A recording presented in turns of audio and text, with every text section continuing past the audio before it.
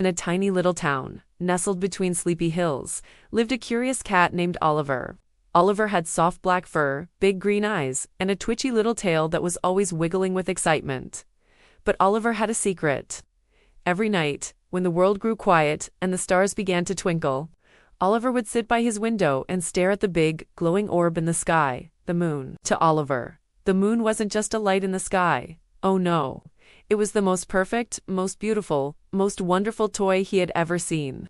It was like a giant ball of silver yarn, just hanging there, waiting for a clever cat to come and play.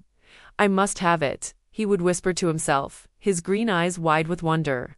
I must catch that beautiful, shiny ball. And so, one night, Oliver decided it was time. His family was fast asleep, dreaming sweet dreams. Quiet as a shadow, he tiptoed to the door, squeezed through the cat flap, and stepped out into the cool night air. The world looked different at night. The familiar garden was painted in shades of silver and black, and the flowers were all closed up, sleeping. But Oliver didn't have time for flowers. His eyes were locked on his prize, shining brightly above him. His big adventure began. He knew he had to get higher, much higher. He looked at the tallest thing in his yard, the big old oak tree.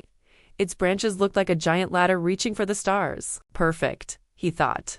With a deep breath and a determined wiggle of his tail, Oliver began to climb. Paw over paw, he scrambled up the rough bark. A little breeze rustled the leaves, making them whisper secrets to the night. Oliver paused for a moment, his ears twitching. He heard the gentle hoot of an owl somewhere far away. He saw a family of fireflies blinking their tiny lights, like little flying stars. It was a whole different world up here. He had never noticed how magical the night could be. But still, the moon was his goal. He reached the very top branch, so high he could see all the rooftops of his town glistening under the moonlight. He stretched out a paw, wiggling his little toes, trying to touch the moon. But it was still so far away. It didn't seem any closer than when he was on the ground. Oliver let out a little sigh. He felt a tiny bit disappointed, but he wasn't ready to give up. From the top of the tree he spotted his next climbing challenge, the rooftop of his house. It was a bit of a jump, but Oliver was a brave cat. He gathered all his courage, took a running start, and leaped through the air. For a second he felt like he was flying.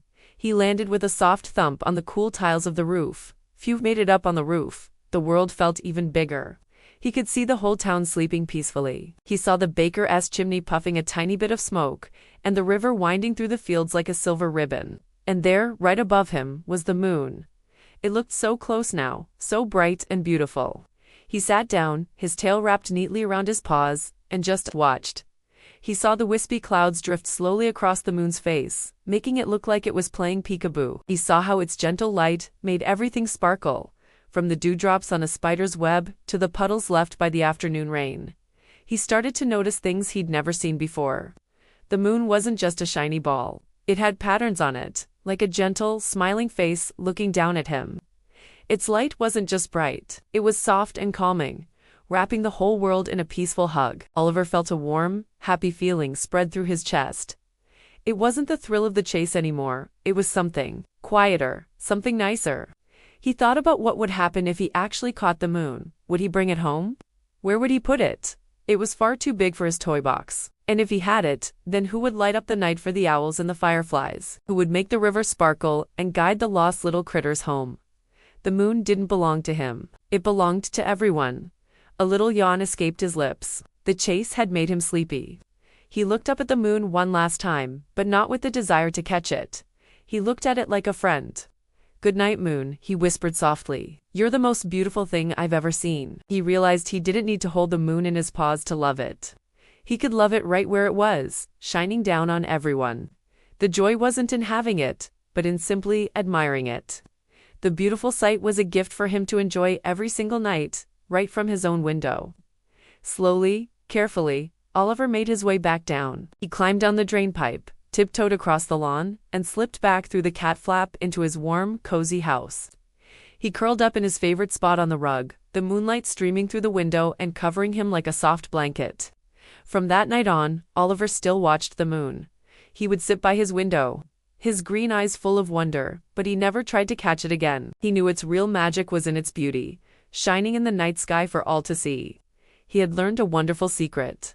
Sometimes, the greatest treasures are the ones we can't hold in our hands, but the ones we hold in our hearts. And as he drifted off to sleep, he dreamt of the beautiful, silvery moon, his friend in the sky. Thank you so much for joining Oliver on his nighttime adventure. I hope you enjoyed his story. Sometimes the most beautiful things in life are there for us to simply enjoy and appreciate. If you liked our story, don't forget to hit that like button and subscribe for more wonderful tales. We'll see you next time. Sweet dreams.